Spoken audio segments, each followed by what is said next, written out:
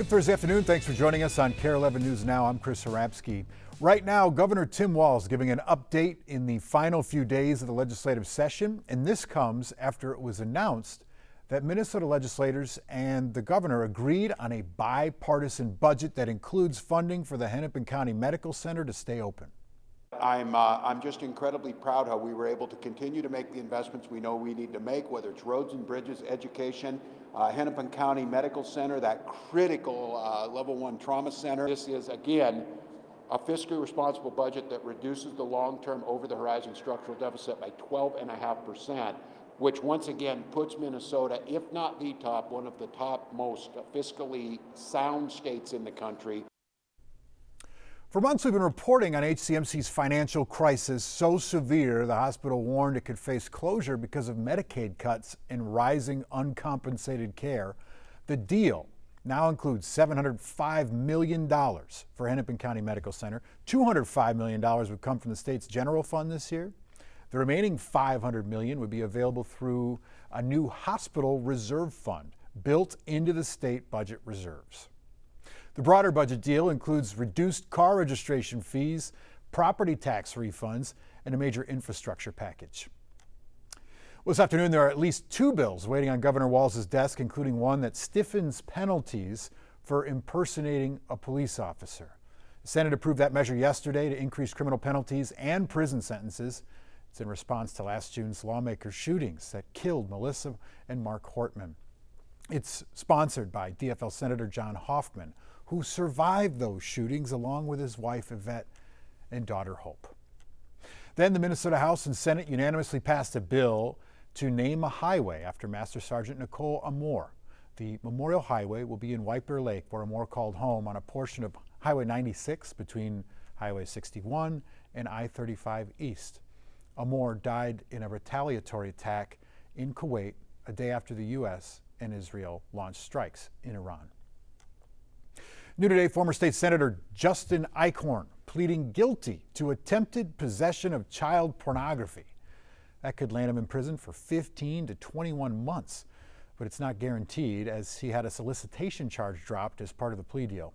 We do know he will stay in the Sherburne County Jail until he's sentenced. Eichhorn was arrested by Bloomington police during a prostitution sting that was last year.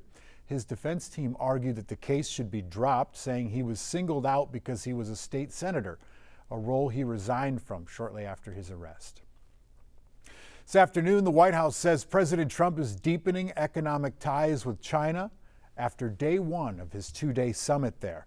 At the same time, China's President Xi Jinping is warning the U.S. that missteps of Taiwan could spark conflict. NBC's Gabe Gutierrez reports from Beijing. The sun has set here in Beijing after the first day of this crucial meeting. President Trump, the guest of honor at a lavish state dinner at China's Great Hall of the People. The president toasted by Chinese President Xi Jinping and joined by more than a dozen of the U.S.'s most high-powered business leaders, including Elon Musk and the heads of Apple, Boeing, and NVIDIA. The dinner capping off a day of pomp and pageantry and closed-door meetings. President Xi setting the stakes, calling a stable relationship between the two nations good for the world. And he added that the U.S. and China should be partners, not rivals. President Trump playing up his personal relationship with Xi. China releasing its description of the closed-door meeting first, saying that Xi warned Trump that the most important bilateral issue to China is Taiwan, adding that if it's mishandled, the two countries will have clashes or even conflicts. The two leaders also discussing trade and the wars in Ukraine and Iran, where the White House hopes China can use its leverage as Iran's biggest oil buyer to help bring the conflict to a close. And President Trump posted on his way here that opening up China's market would be his #1 priority in asking President Xi. So far, we've heard no specifics of that, though the Treasury Secretary just said that he predicted we'd see large orders of Boeing aircraft coming soon from China. Still, there's been no announcement just yet. The two leaders are set to meet again tomorrow morning. Gabe Gutierrez, NBC News, Beijing. Just in, U.S. senators vote to withhold their pay during government shutdowns. This comes as an attempt to put a financial punishment on lawmakers following a 43-day federal shutdown last year and a record-breaking 76-day DHS shutdown earlier this year. The resolution stipulates that senators' pay would be withheld if one or more agencies are affected by a government shutdown. The bill's sponsor, Louisiana Senator John Kennedy, said, quote, "Shutting down government should not be our default solution to our refusal to work out our issues and our differences," end quote.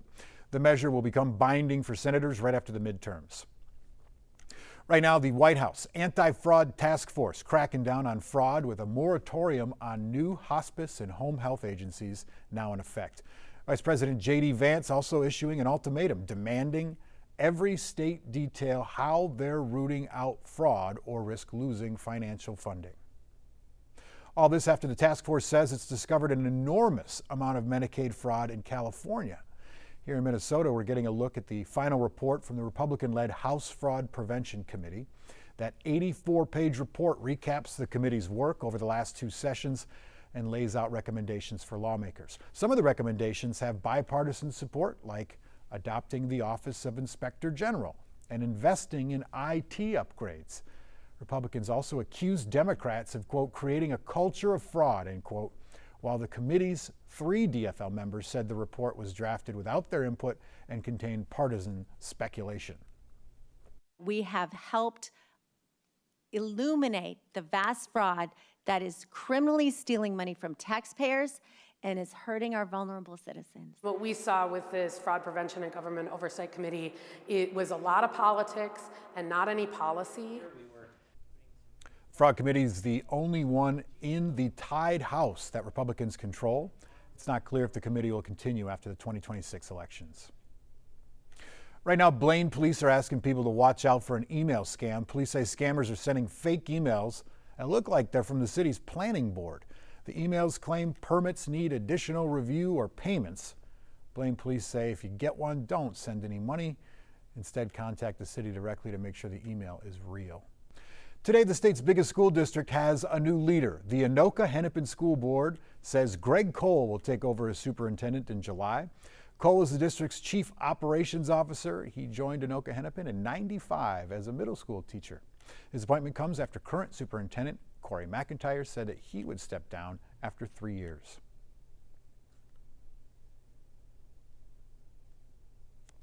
The latest national report on inflation reinforces what we've all been feeling recently, that prices, they're going up. But one particular item really jumps off the page. The price of fresh tomatoes in April were up by 40% from the year before. And Ken Erdahl found out why. Let's take a quick look at what that 40% inflation for tomatoes looks like right now. At a local store today, I found this beefsteak tomato, not organic, costs $5 a pound. That is exactly twice as much as a Honeycrisp apple. And if you're wondering why, well, this one has become a microcosm for a whole lot of global issues.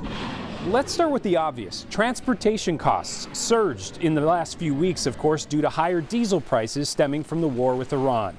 And then there's the trade war. The vast majority of the tomatoes we get from Mexico, up to about 70%, were suddenly subject to a 17% tariff in the past year. The climate, well, that's taken a toll too. Mexico just suffered from a really wet growing season, while key regions in Florida suffered from devastating freezes. And then there is disease. Several viruses have caused problems, including an emerging virus discovered in 2016 called the tomato brown rugose fruit virus. That leaves tomatoes rough and disfigured and can lead to a 70% loss of yield. Tomato brown rugose fruit virus is particularly tricky because it moves on infected seed and infected transplants. And unfortunately, it can actually survive on a grower's hands or tools for 2 hours. And every time they work with a new plant, they have a risk of transferring that virus to that plant as well. Now, the Minnesota Department of Agriculture and the University of Minnesota have been studying the virus, and there is good news. After a few cases in the state in 2023 and 24, there were none in 2025. And they're hopeful that with some education, that will remain the case this year.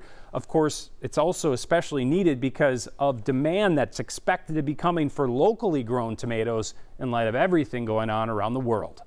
Back to you. Another reason you might see tomato prices rise: oil.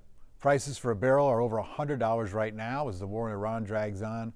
That oil is also used to make plastic packaging for tomatoes. Well, this afternoon we're getting a better look at how Americans feel about AI data centers. A new Gallup survey shows 7 out of 10 people would oppose the data centers being built in their communities. Many cite concerns about environmental impacts as well as high water and energy use. Others say they worry about the impact on utility costs and quality of life. Supporters point to a potential economic benefit, including job creation and tax revenue. This afternoon, Sun Country is no longer a hometown airline. Allegiant Air says its $1.5 billion deal to buy Sun Country is closed. The two airlines say they'll operate independently for now, selling their own tickets and flying their routes. The new combined company will operate under Allegiant's name, but MSP will still be an important hub. Sun Country's outgoing CEO says he expects most of the airline's jobs will move to Allegiant's headquarters in Las Vegas. Stick with us, more news and weather coming up after the break.